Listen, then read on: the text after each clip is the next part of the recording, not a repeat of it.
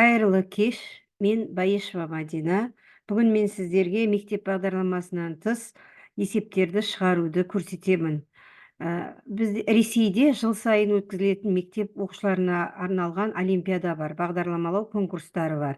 Сол конкурстарды ACMP деп атайды.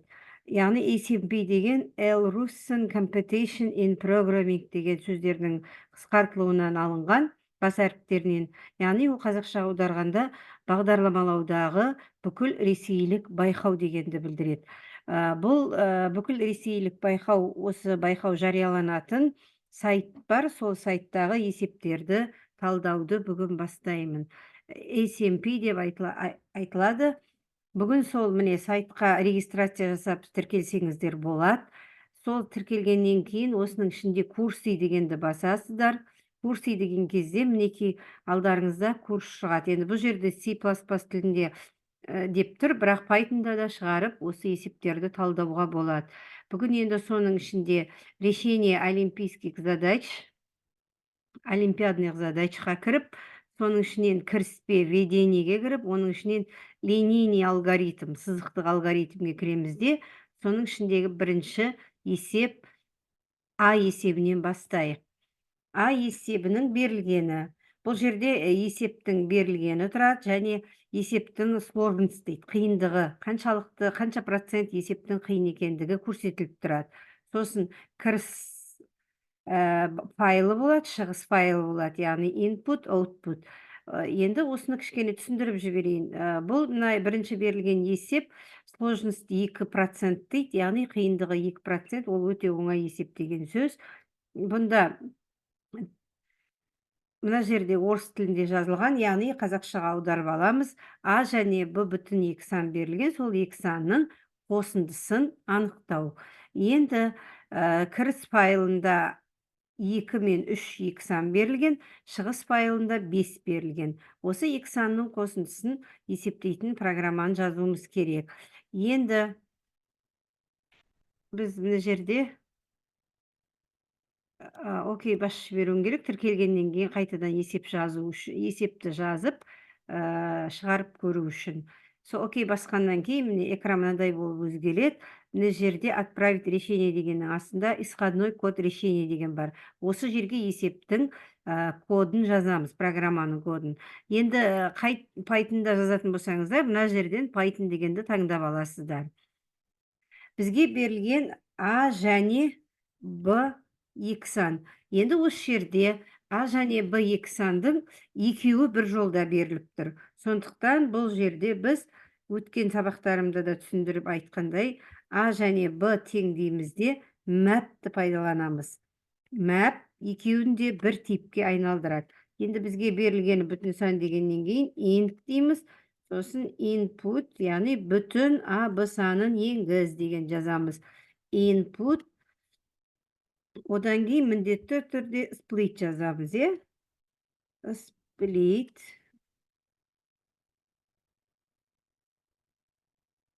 Енді 2 санның қосындысын бірден шығарамыз. Print дейміз да, А плюс Б. Болды. Өсіп міне есеп жазып болдық. Енді бұл сайтқа кіріп жұмыс жасаған кезде бірден осы жерге кодты жазып отправить етуге де болады. Немесе онлайн Python'да, компьютердегі Python'да ол есепті тексеріп алуларыңызға да болады. Отправитьті бассақ, енді есептің жауабының шыққаны, нәтиже шығып, неше тесттен өткендігі барлығы тексеру үшін күтеміз де, мына жерден обновить етіп жіберіп жатсақ болады. Міне, обновить еткен кезде, міне, accept деген шығу керек, ол кезде ол өтті деген сөз. Бүгінгі числомен, мен енді алдында бұл есептерді шығарғанмын, сіздерге түсіндіру үшін тағы да жіберіп отырмын. Сол кезде міне есеп өтті деп тұр.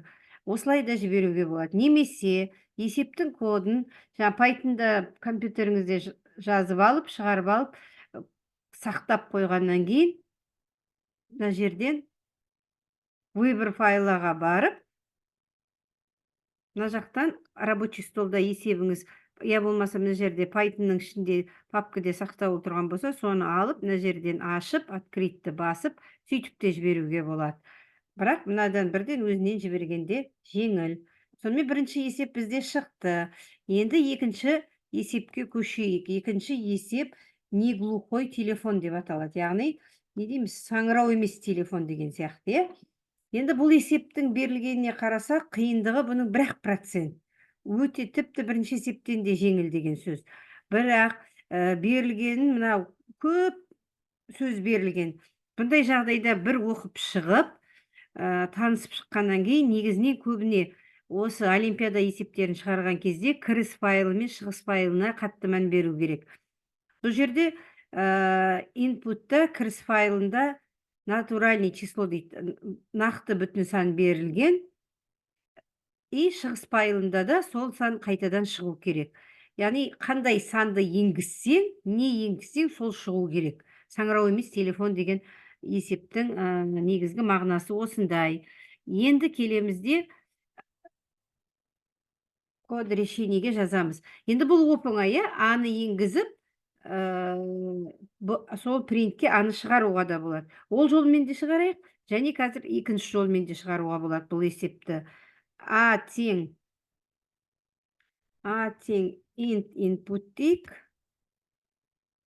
Input. Сөйтемізде print A дей саламыз. Міне, мына жағдайда бүтін A санын енгіздік, және соны неге шығардық. Осыны жіберіп көрейік. Compilation дейді, енді обновить етіп жіберейік тез. Міне, есептік шықты, яғни есеп жауабы шықты деген сөз. Енді екінші жолмен шығарайық. Бірден бірақ жолмен шығаруға болады. Бұл жерде қалай шығарамыз? Бірден print дейміз да, print, сосын int input дейік. Input.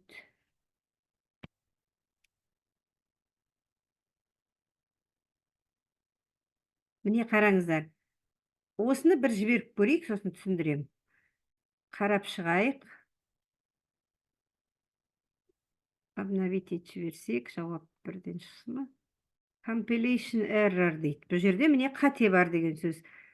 Compilation error, компиляцияда қате болып тұр. Менен ошибка кетіп тұр жазуында.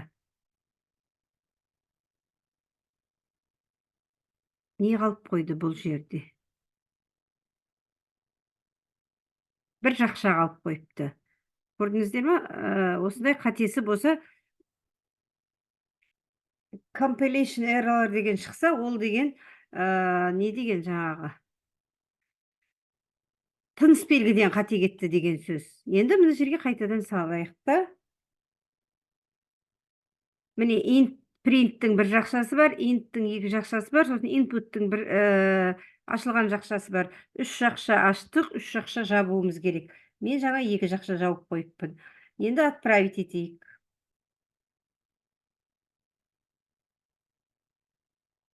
Обновить етіп жіберіп, қарайық.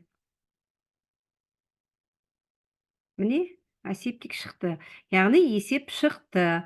Енді осы бір жол ғана, жаңа бірінші есепте екі жолмен шығардық, екіншіде міне бір-ақ жолмен. Мен өткен сабақтарымда да айтқанмын, Pythonның көптеген артықшылығы бар деп. Осындай есептерді қысқа жолмен шығаруға мүмкіндік береді. Міне, print шығару операторы мен input енгізу операторы бірге жұмыс істейді. Яғни бір санды енгізесің, бірден сол санды шығарып береді. Осындай екі функцияда қатар, print пен input қатар жұмыс істейді. Сонымен біз екінші есепті шығардық. Енді үшінші есепке көшейік. Бізде үшінші есеп два бандита деп аталады. Два бандита деп аталады. Бұл жерде екі қарақшы деген есеп. Бұның сложнысы 4% екен қиындығы. Яғни бұл есептің қазақшасын аударып дайындап қойғанмын. Енді соны қазақшасын оқып берейін. Гарри мен Ларри деген қарақшылар табиғатта демалуға келген кезде олар сол коланы банкілерін қойып, соны атқылары келді. Сөйткен кезде Гарри банкіні сол жақтан бастап, ал Ларри банкіні оң жақтан бастап ретімен ата бастады. Бір сәтте олар бір соңғы банкіні екеуі бірге атты. Енді бұл жерде ең соңында осы мәліметтерге сүйеніп, Гарри қанша банкі атпаған және Ларри қанша банкі атпағанын анықтауымыз керек. Екеуінің қанша банкі атпағандарын анықтауымыз керек. Осы жерден енді кіріс файлына қарайтын болсақ, кіріс файлында 4 пен 7 тұр. Бұл жерде не дейді? Бұл жолда берілген нақты сан берілген банкілердің саны дейді. Ол Гарри мен Ларридің атқан банкілерінің саны. Сонда Гарри 4 банк атқан, Ларри 7 банк атқан. Ал шығыс файлында екеуінің ата алмаған банкілері. Енді Гарриде 6 банк аталмай қалған, ал Ларри 3 банкі аталмай қалған.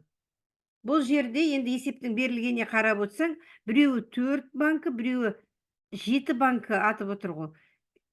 Сонда екеуінің қосқанда жалпы 11 банкі. Бірақ екеуінде де бір банкіні екеуі бірге атып жіберді. Сонда қарасаң, 10 банкі жеке-жеке атты. Екеуінің жеке атқандарын қосқан кезде 10 банкі болады. Бірден осы жерден ақ логикасын ойлаған не істеген кезде, есептің логикасына мән берсек, Гарри 4 банкіні атса, енді 10 банкінің ол 6-ын аталмаған. Ларри 7 банкі атса, ол 10 банкінің 3-ін аталмаған. Сөйтіп те ойлап шығаруға болады. Немесе мына жерден бірден Ларридің атқан банкісінен біреуін алып тастайсың. Өйткені екеуі бір банкіні бірге атты ғой. Гарридің атқан банкісінен де біреуін алып тастап, бірден ақ шығаруға болады. Сондықтан енді бұл есепті, бұда да 2 бүтін сан берілген, А және Б деп аламыз. А және Б тең мәппен жазамыз. Мәп int input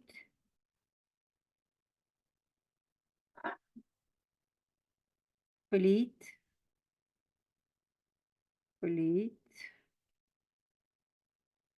жақшадан шатысып кетпейік, тағы бір жақша жауып жібереміз. Бірден енді принтке екеуінің атпаған банкілерінің санын шығарамыз.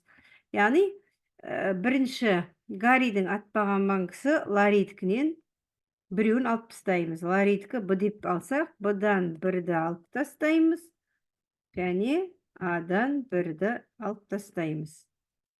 Болды. Енді жіберіп көрейік. Отправитті басайық.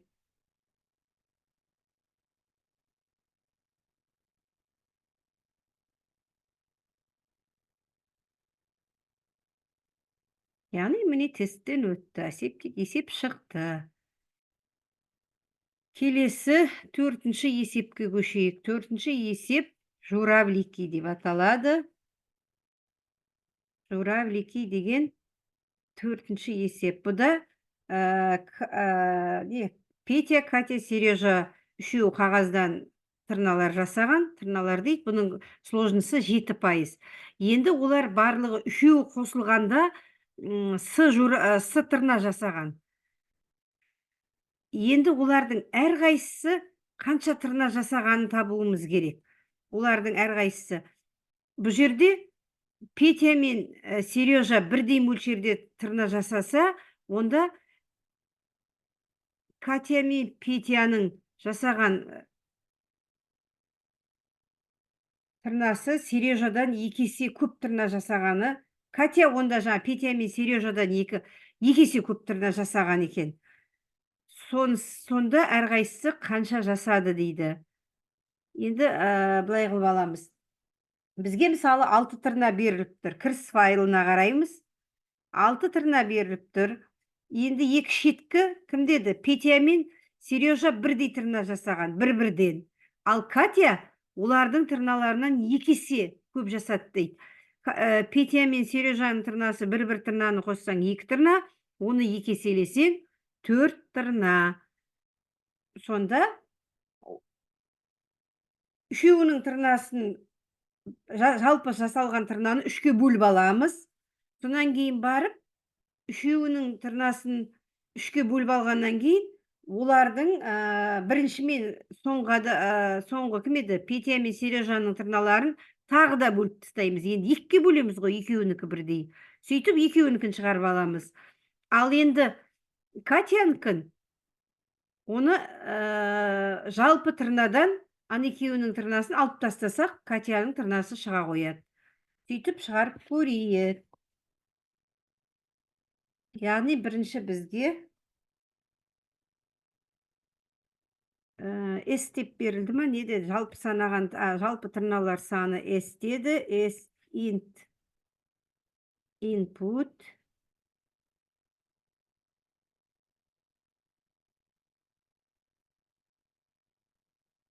S int input дейміз да. Енді printке бірінші кім еді бізде? Петянікін шығарып алсақ, әрі қарай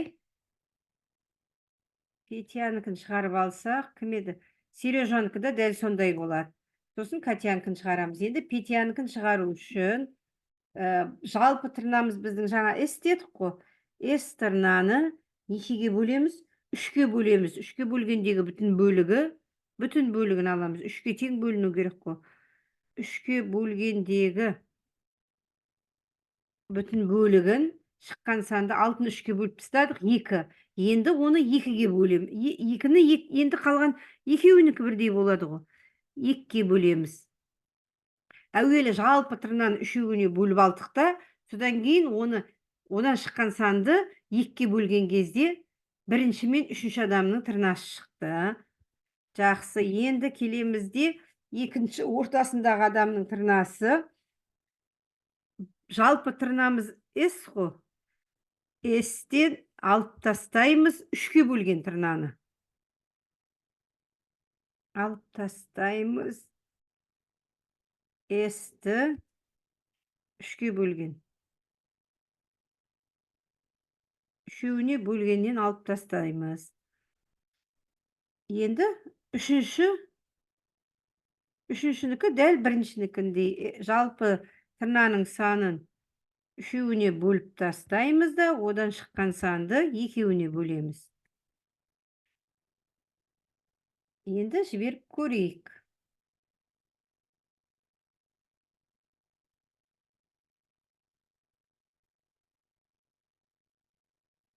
Міне, әсептік шықты.